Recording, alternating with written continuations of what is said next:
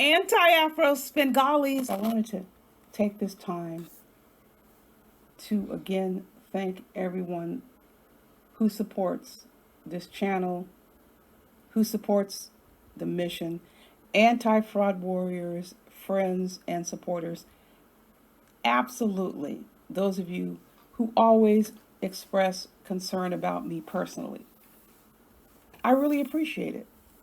It's genuine, and I really do thank you for that. I wanted to talk about a common occurrence going on in these YouTube streets. But before I do that, I have a few things I wanted to make sure were clarified. Now, there have been times when I have been approached and the conversation has been something like this, or the request has been something like this.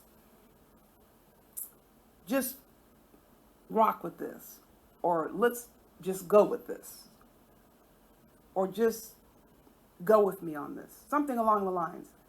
Now, what was presented may not have been A, B, C, D, straight down the line. It could have been a little bit of mixing here and there. Was it a 100% accuracy, A through Z? No. Was it a lie? No. So, wanted to make it clear, a liar is one thing, I'm not. So if someone has to come on here and try to present me as a liar or force that issue, come on, people. Making sure it's clear that asserting to be perfect, never in the landscape of my life, and neither has bad character. So nobody will ever be able to saddle me with bad character. Now, if I tomorrow go out and rob a bank, you got me. But until then, no. Bad character, absolutely not. Now, I know a lot of people around here, and again, we're talking about pre-YouTube. Your character was already established long before you came to YouTube. Don't try to trade up on my character, people, if your character is in the trash. And you see that. These people try to hijack other people's character. Having good character doesn't mean you're a perfect person. But if someone has made decisions that has resulted in their bad character, watch how they work so hard to try to besmirch your character and make maybe themselves or people who surround them look like angels when in fact reality is just the opposite. If a person or people want to by themselves create an existence for themselves and they're not involving other people, I don't have anything to say about that. People can live in any fantasy land they want to, but when they start trying to involve me in that process by trying to make it appear that I'm the one with bad character when they're the one engaging in all these dirty deeds and lying, then yeah, I get to say something about that. Aside from that, I could care less if someone creates a fantasy existence on YouTube. Now, what I'm going to do today, I wanted to go over the saying, the old adage, which has been in existence for a long time. And you see it here on the screen. Slay the messenger.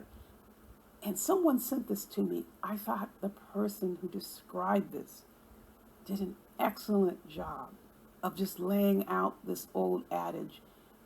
Some things never change, and some things you never get tired of hearing, because the way this person describes it is essentially identical to what many of us have experienced here when we've done what? Simply stood up and did the right thing.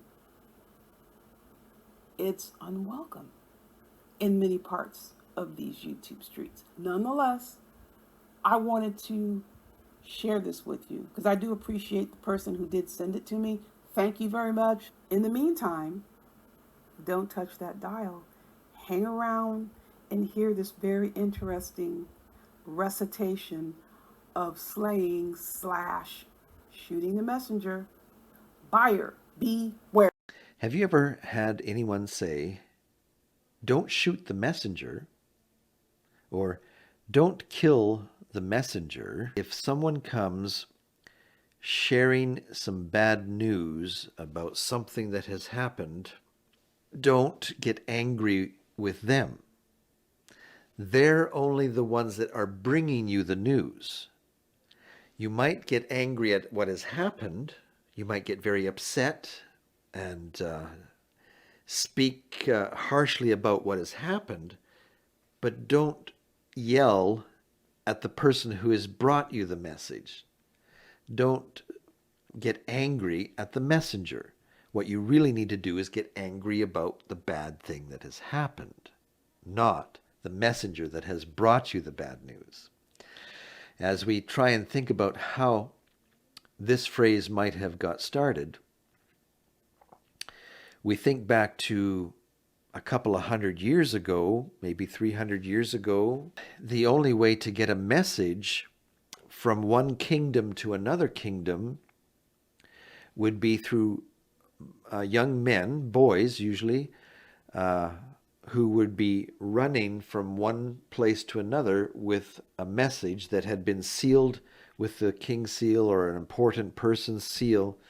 They would come and maybe share it with the king of the other kingdom. And if, as the king opened the message that he had received, if he was getting bad news about how his top soldiers had been killed in battle, it's really bad news, well, he might get angry at that and be so angry that he up and kills the boy who brought the message.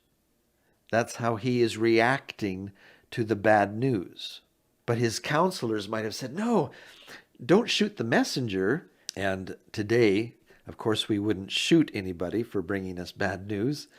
We wouldn't kill them, but we might get angry at them. We're basically getting angry because something bad has happened, and the person who has brought us the message is the one that's standing in front of us at the time, and it's the easiest target for us to get angry at them, when really they're just the messenger, right? They didn't cause the bad problem. They're just bringing you the news about the bad problem. So don't get angry at them. Don't shoot the messenger.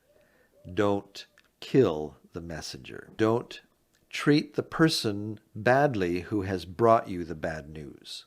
Don't take it out on the person who has brought you the bad news.